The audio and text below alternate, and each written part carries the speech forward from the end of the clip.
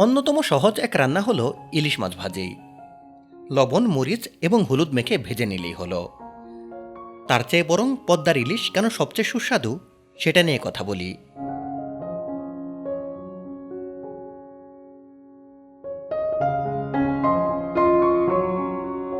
ইলিশ সামুদ্রিক মাছ হলেও ডিম পাড়ার সময় উজান বেয়ে নদীর দিকে আসে। সাগর থেকে পদ্মা পর্যন্ত আসতে অনেকটা পথ পাড়ি দিতে হয়। সাধারণত সাগর থেকে নদীর দিকে আসার পথে ইলিশ মাছ খুব বেশি খাদ্য গ্রহণ করে না। সমুদ্রের প্ল্যাঙ্কটন, ওয়াটার ফ্লি এবং অন্যান্য খাদ্য গ্রহণের ফলে ইলিশ মাছের দেহে তেলের পরিমাণ বৃদ্ধি পায়।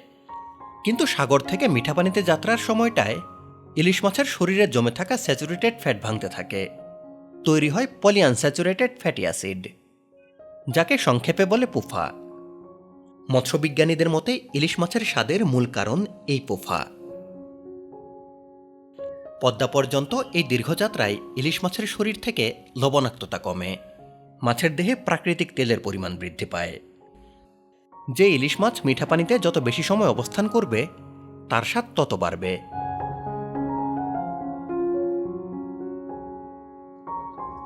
আর পদ্মা নদীর দিকেই ইলিশ মাছ কেন আসে?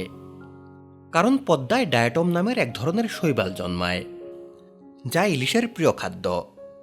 মেঘনা বা যমুনাতে কিন্তু এই শৈবাল জন্মায় না। আর এইসব কারণেই পদ্মার ইলিশ সবচেয়ে সুস্বাদু।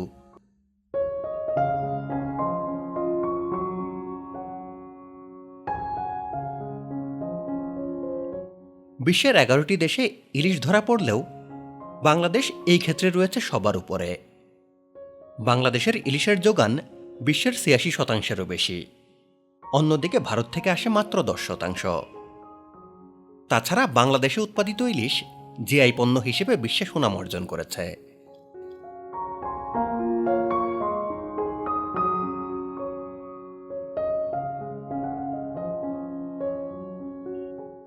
সকলের খাবার টেবিল ভরে উঠুক ইলিশের নানান পদে, সেই শুভকামনা।